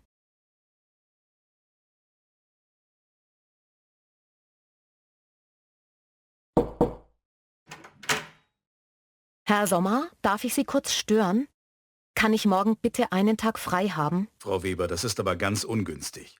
Morgen machen wir Inventur. Da brauchen wir jede helfende Hand. Muss es denn unbedingt morgen sein? Ja, es muss morgen sein. Der Kindergarten hat morgen zu. Meine Tochter kann nicht so lange alleine bleiben. Kann denn niemand auf Ihre Tochter aufpassen? Ist Ihr Mann nicht zu Hause? Der hat doch extra Elternzeit genommen. Er ist bei seiner Mutter zu Besuch in Berlin. Und Ihre Mutter? Warum kann denn Ihre Mutter nicht mal kurz aufpassen? Sie wohnt doch mit Ihnen in einem Haus.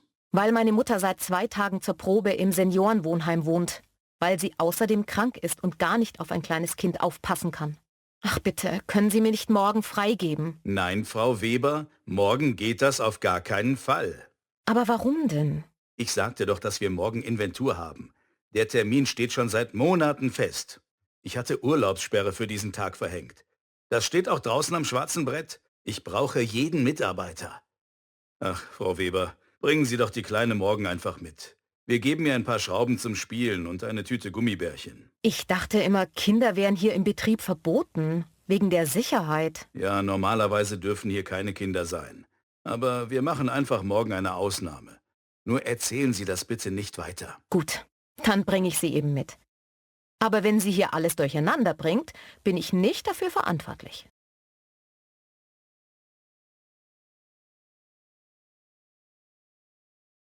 Dennis, hast du mit Lukas gesprochen? Wann kommt er denn? Ja, wir haben gestern telefoniert. Also er hat gesagt, dass er morgen gegen Abend kommt. Meine Mama hat mir das Auto geliehen.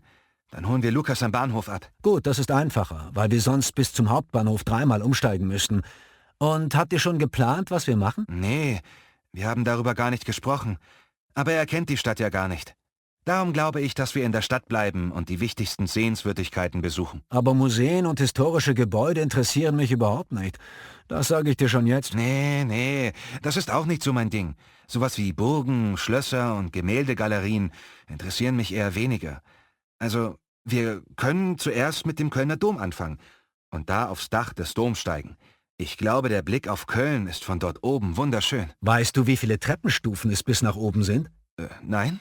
Wie viele? Ich war schon einmal dort und habe 533 Treppenstufen gezählt. Dafür wird man aber mit einer der schönsten Aussichten über die Stadt belohnt. Gibt's keinen Aufzug? Leider nein. Es gibt nur eine Rundtreppe, die nach oben immer enger wird. Dann ist das nichts für mich, weil ich Platzangst habe. Dann können wir ja nach oben steigen, während du einen Kaffee trinkst. Einverstanden. Wie wäre es denn noch mit dem Schokoladenmuseum? Die Lage des Museums am Rhein ist wunderschön. Schokoladenmuseum? Naja, das finde ich jetzt nicht so interessant. Ich war schon vor etwa 3 Jahren mit meiner Mama dort und an dem Tag war es sehr warm. Mama hat viele Schokoladen als Geschenk gekauft und alle sind im Rucksack leider geschmolzen. Schade. Dann besucht man das Museum am besten an einem regnerischen Tag. Ja, genau. Und was gibt's noch? Die Hohenzollernbrücke, die ist ein Muss. Sie gehört zu den Top 10 der Kölner Sehenswürdigkeiten. Da will ich unbedingt hin, um ein Liebesschloss an der Brücke zu befestigen und den Schlüssel in den Fluss zu werfen. Prima. Das würde ich auch gerne machen. Aber ich brauche ein Doppelherzschloss. Das schließe ich einmal ab und das kann nie wieder geöffnet werden. Was lässt du ins Liebesschloss eingravieren? Meinen und Tinas Namen und das Datum, an dem wir uns kennengelernt haben. Und was machen wir am Abend? Sollen wir vielleicht ins Kino gehen? Kino finde ich nicht so gut. Gehen wir lieber in ein Café an der Rheinpromenade. Da kann man gemütlich sitzen und sich unterhalten. Du hast recht. Das ist vielleicht besser. Wir sind dann sicher auch müde vom Herumlaufen. Übrigens, Lukas hat mich auch gefragt, wo er übernachten kann. Ich werde ihm vorschlagen, dass er bei mir schlafen kann. Das kostet nichts und dann braucht er kein Geld für ein Hotelzimmer auszugeben. Sehr gut. Ich kann ihn leider nicht zu mir einladen, weil meine Wohnung so klein ist. Dann ist ja alles klar. Ja, ich glaube schon. Ich freue mich schon.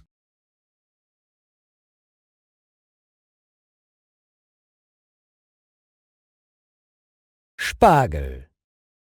Spargel ist ein sehr gesundes Gemüse, weil er wenig Fett, viel Wasser und viele Vitamine enthält. Es gibt Spargel in Weiß und in Grün. Es sind ca. 20 cm lange Stangen. Die weißen wachsen unter der Erde und werden direkt geerntet, wenn sie aus der Erde kommen. Der grüne Spargel wächst über der Erde und wird durch die Sonne grün. Es gibt nur eine kurze Zeit, in der der Spargel geerntet wird. Dies ist die Spargelzeit. Sie beginnt je nach Wetterlage Mitte bis Ende April und endet am 24. Juni. Das Ernten des Spargels nennt man Spargelstechen. Der weiße Spargel wird mit den Fingern von der Erde freigelegt und dann so tief wie möglich mit einem scharfen Messer abgeschnitten. Da Spargel am besten in lockerem, sandigem Boden wächst, sollte er vor dem Garen immer gut gewaschen werden. Vor allem in den Spargelköpfen steckt oft noch Sand. Weißer Spargel muss immer großzügig von oben nach unten geschält werden, und zwar indem man mit dem Messer, besser noch mit einem speziellen Spargelschäler schält. Grüner Spargel wird nur geschält, wenn die Schalen holzig sind.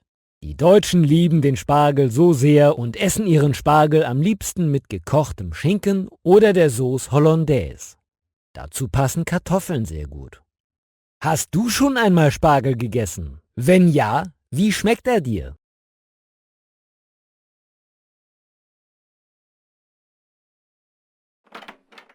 Hallo Ariane, kann ich reinkommen? Hallo Leon. Was gibt es denn? Unsere Eltern haben ja bald ihren 20. Hochzeitstag. Und ich dachte, dass wir uns etwas Schönes für die beiden einfallen lassen. Ja, darüber habe ich auch schon nachgedacht. Hast du eine Idee? Nein, nicht wirklich. Deshalb wollte ich mit dir darüber sprechen. Mama sagte, dass sie gern mit Papa gemeinsam einen Urlaub in einem Wellnesshotel verbringen würde. Das klingt doch super. Ich habe mein Tablet mitgebracht. Da schaue ich direkt mal nach, was das kosten würde. Aber such ein gutes Hotel aus.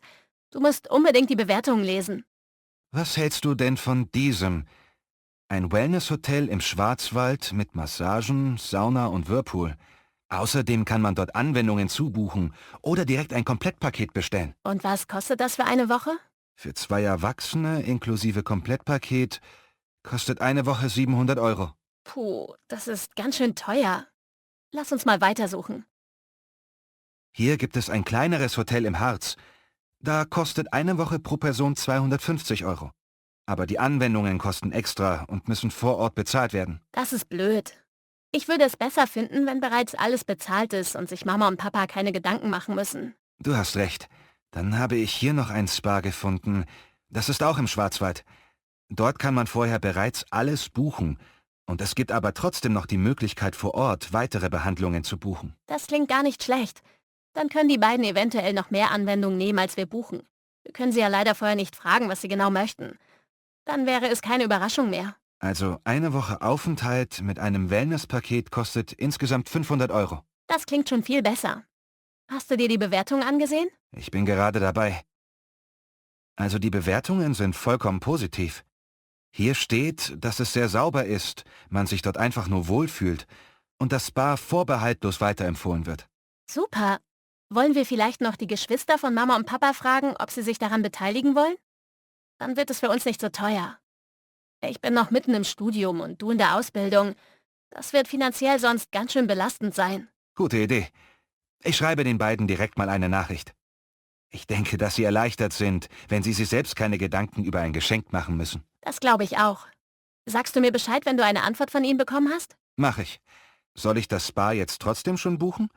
Nicht, dass es dann ausgebucht ist, wenn wir endlich alles geklärt haben. Ja, lass uns das schon mal buchen. Wollen wir das direkt im Anschluss an den Hochzeitstag machen? Dann können die beiden mit uns feiern und am nächsten Tag direkt ins Hotel fahren. Ja, das ist großartig. Das machen wir so. Gut. Habe ich erledigt.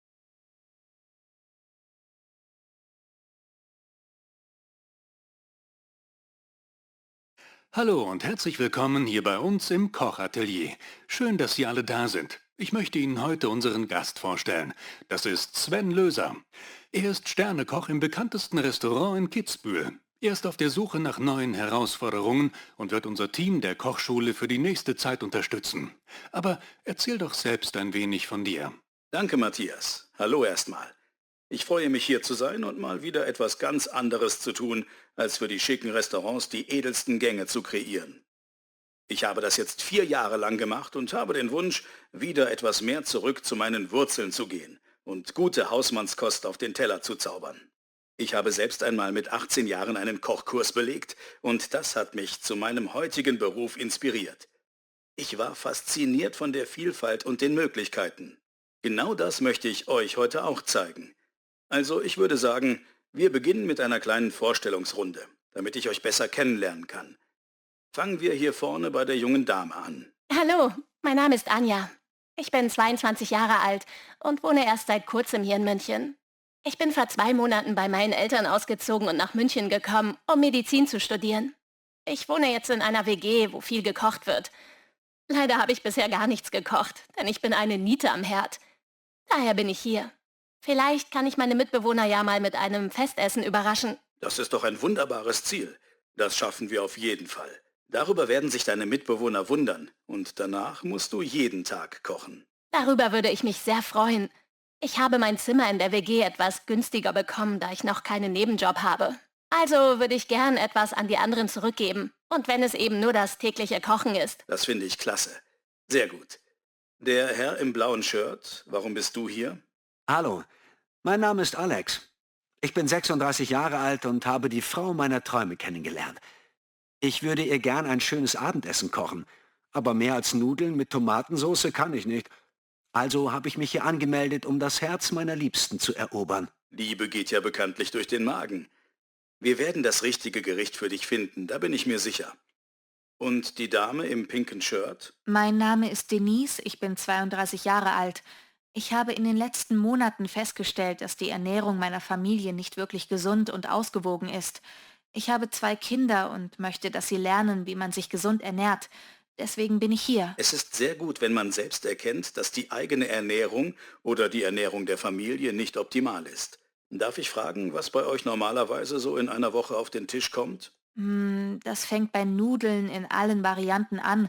Also mit Tomatensauce, Käsesauce oder Bolognese, Nudelauflauf mit viel Käse und Kartoffelgratin, Pizza, Burger, Schnitzel, Döner und Pommes. Und wenn wir selbst kochen, dann meist mit Fertigsoße aus der Tüte. Ich verstehe. Mach dir keine Sorgen, so sieht es in den meisten deutschen Haushalten aus. Die Tütenprodukte gehen schnell und brauchen wenig Zutaten. Deswegen werden sie gerade von Berufstätigen häufig benutzt. Ich zeige dir, wie einfach es ist, auf diese Fertigprodukte zu verzichten. Es schmeckt deutlich besser und enthält viel weniger Zucker, Fett und Kalorien. So, noch der Herr im roten Hemd. Warum bist du hier? Hallo, mein Name ist Abdul. Ich bin 31 Jahre alt und komme eigentlich aus Syrien. Ich lebe mit meiner Familie seit 6 Monaten in Deutschland und möchte die deutsche Küche kennenlernen. Ich koche sehr gerne, das ist meine Leidenschaft. Ich möchte lernen, wie man Schnitzel macht. Meine Kinder lieben Schnitzel, aber ich kenne Schnitzel nicht. Ich kann deine Kinder verstehen. Ein gutes Schnitzel ist eines der leckersten Gerichte, die es gibt. Ich werde das in den Kursplan aufnehmen. Wir fangen nächste Woche direkt damit an. Nächste Woche gibt es also Schnitzel. Heute werden wir eine ganz klassische Kartoffelsuppe zubereiten. Dazu schälen wir zuerst einmal Kartoffeln.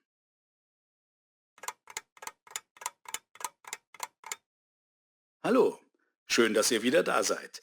Ich gehe davon aus, dass es euch letzte Woche gefallen und geschmeckt hat. Sonst wärt ihr nicht hier. Oh, Moment, wo ist denn Abdul? Wir wollten doch heute seine Schnitzel machen. Das wäre ja schade, wenn er das verpasst. Ich habe ihn vorhin vor dem Kurs gesehen. Ich denke, er wird gleich kommen. Ah, da ist er ja. Abdul, wir hatten schon Sorge, dass du nicht kommst. Heute machen wir doch Schnitzel. Entschuldigung, ich musste nur noch einmal schnell zur Toilette. Und dann habe ich mich im Gebäude verlaufen. Kein Problem. Hauptsache, du bist da. Dann können wir ja direkt anfangen. Also, als erstes nimmt sich jeder sein Fleisch. Ich habe das in euren Arbeitsbereichen schon vorbereitet. Abdul hat mich gebeten, dass er sein Schnitzel aus Kalbfleisch zubereiten möchte. Ehrlich gesagt ist mein Lieblings-Wiener Schnitzel aus Schweinefleisch. Kalbfleisch ist natürlich feiner. Ganz wichtig ist es, dass das Fleisch schön zart wird. Also müssen wir es vorher klopfen. Der Fleischklopfer liegt in der oberen Schublade eurer Küchen. Das Ding da? Ja, Alex, genau das meine ich. Sehr gut. Und jetzt legen wir unter und über das Fleisch Frischhaltefolie, damit das Fleisch saftig bleibt und nicht spritzt. Ja, das kenne ich von meiner Oma. Die macht das auch so. Ich habe nur nie verstanden, warum. Jetzt weiß ich es. Gut, dann geht es los. Klopfen und nicht erschlagen, sondern mit Gefühl. Sonst geht das Fleisch kaputt. Wie dünn sollen die denn werden? Ja, so ist es super. Das ist ausreichend. In Ordnung. Als nächstes holt ihr euch Senf, Salz, Pfeffer, Mehl, Eier und Paniermehl. Schnitzel von beiden Seiten salzen und pfeffern und mit Mehl dünn bestäuben. Die Eier in einem großen, tiefen Teller mit einer Gabel locker verschlagen. Semmelbrösel auf einem zweiten Teller verteilen. Nun jeweils ein Schnitzel durchs Ei ziehen und sofort auf die Semmelbrösel legen und beidseitig panieren.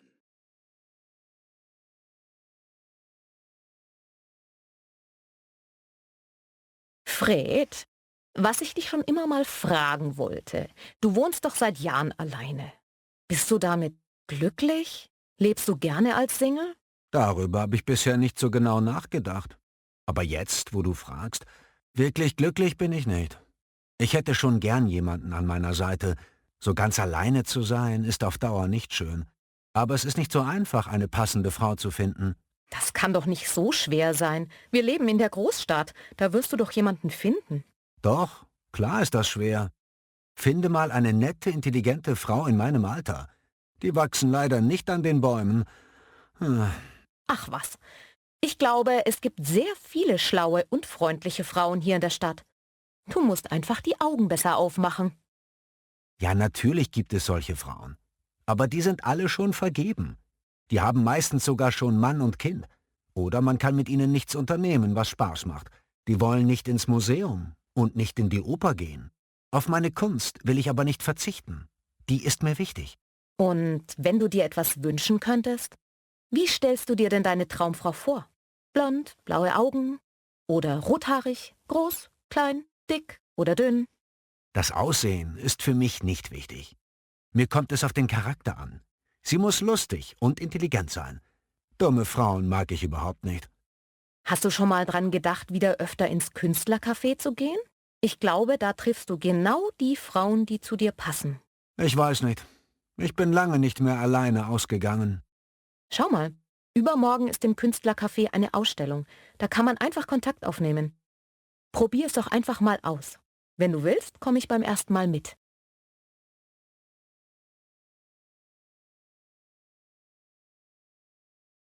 Hallo, Herr Rieger.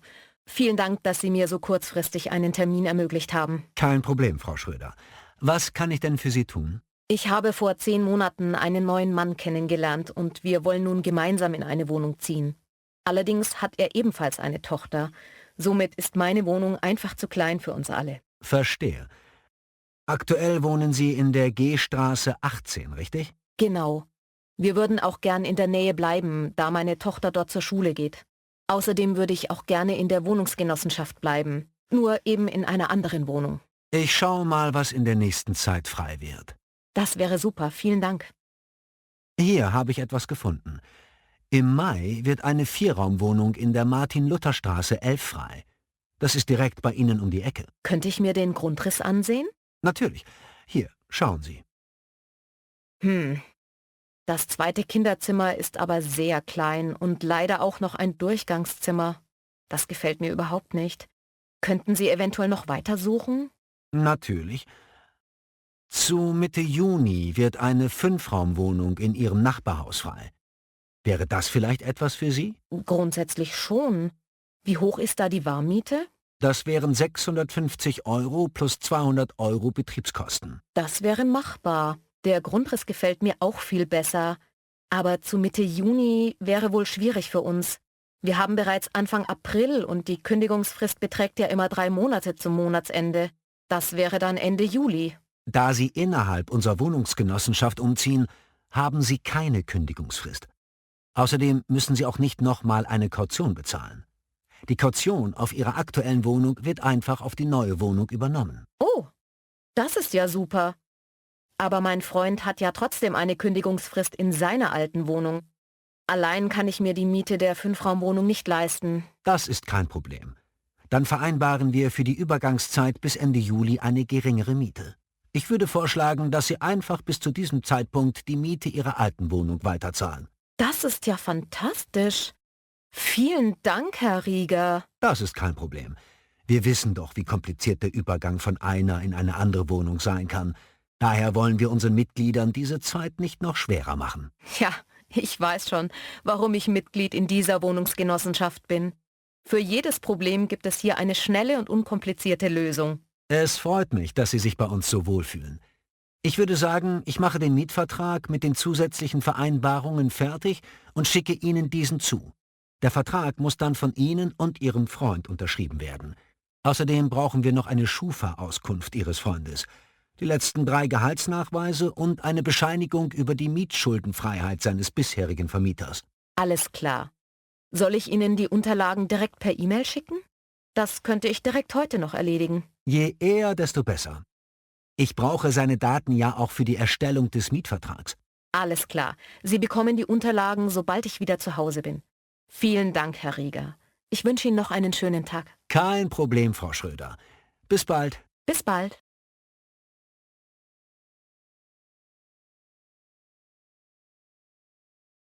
Hey Elif, schön, dass ich dich treffe. Du, hast du am Samstag schon was vor? Hallo Elsa. Nein, eigentlich nicht. Wieso fragst du? Am Wochenende ist doch die Buchmesse. Unser Verlag wird dort auch wieder mit einem Stand vertreten sein. Eigentlich wird unser Verlag jedes Jahr von Susanne und mir betreut, aber Susanne ist nun leider krank geworden. Ja, stimmt. Das habe ich gehört. Sie hatte einen Autounfall, oder? Ja, leider. Es geht ihr zwar soweit gut, aber sie muss sich noch ein wenig erholen. Daher wollte ich dich fragen, ob du den Stand mit mir gemeinsam betreuen könntest.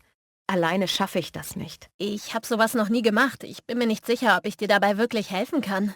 Das ist nicht schwer, Elif. Du arbeitest doch seit 5 Jahren hier als Verlegerin. Du kennst den Verlag gut.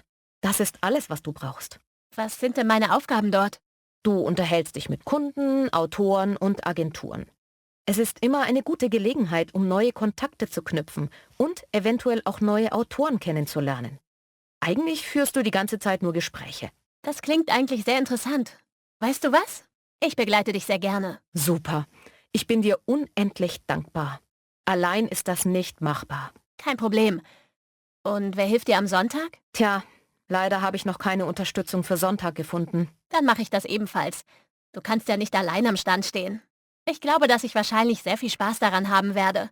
Es ist ganz gut, wenn ich mal wieder aus dem Verlag herauskomme. Du bist die Beste. Vielen Dank. Kein Problem. Ich mache es sehr gerne. Ich komme nach der Mittagspause zu dir ins Büro, dann können wir alles Weitere besprechen. Alles klar. Bis nachher. Bis dann.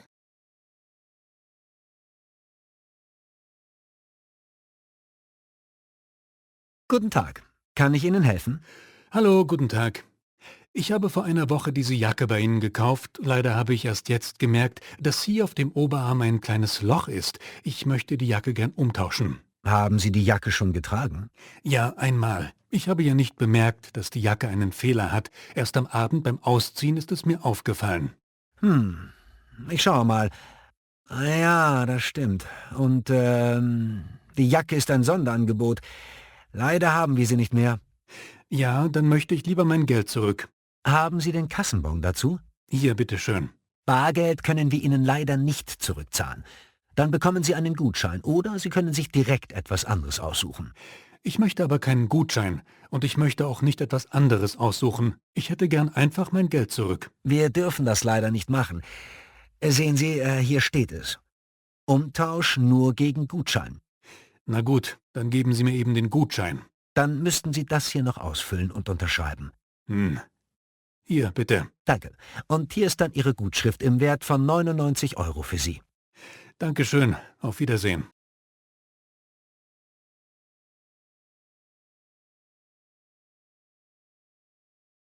Abschleppdienst. Deutsche lieben ihre Autos sehr. Sie geben ihnen oft sogar Namen. Meins zum Beispiel heißt Theo. Deutsche pflegen ihre Autos mit viel Sorgfalt. Trotzdem kann es passieren, dass ein Wagen mal kaputt geht und nicht mehr fährt. Das nennt man Panne. Dann muss es in die nächste Werkstatt gebracht werden. Wenn man das nicht selbst erledigen kann, braucht man einen Abschleppdienst. Ein Abschleppdienst ist eine Firma, die besondere Fahrzeuge hat, mit denen man ein Auto transportieren kann. Mit Hilfe eines Hakens wird der Wagen auf einen Anhänger gezogen. Dann wird es zur Reparatur gebracht. Diese Dienstleistung ist ziemlich teuer. Viele Deutsche sind deswegen Mitglied in einem Automobilclub, zum Beispiel im ADAC. Sie sind dann für den Fall einer Panne versichert.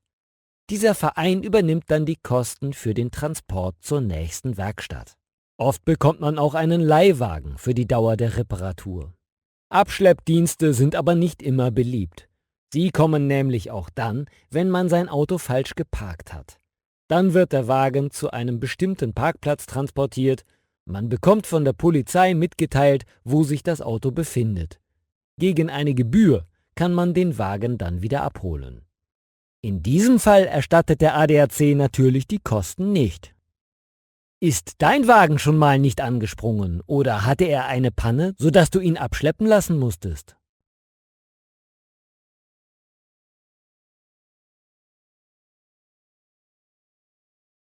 Wo ist bloß mein Autoschlüssel?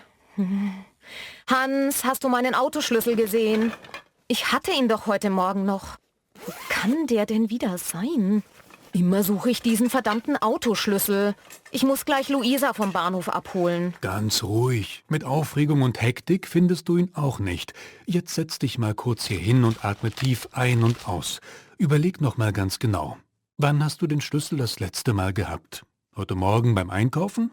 Ja? Gut. Wo hast du ihn dann hingelegt? Da, wo ich ihn immer hinlege. Ich habe ihn auf den kleinen Tisch im Flur gelegt. Da bin ich ganz sicher.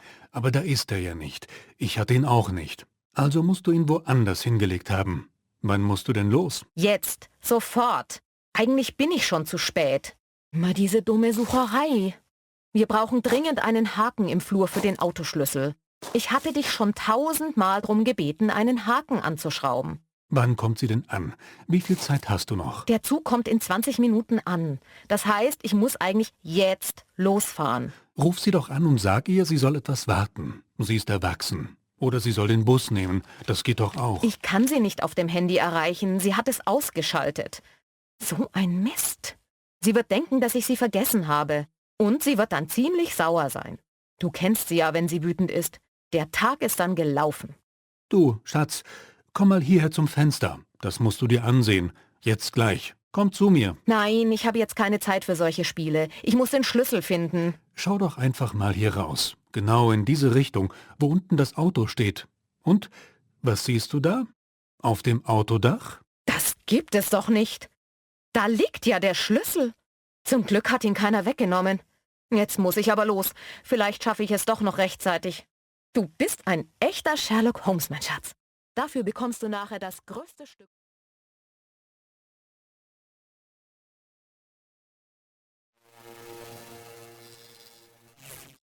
Deutsch lernen durch Hören.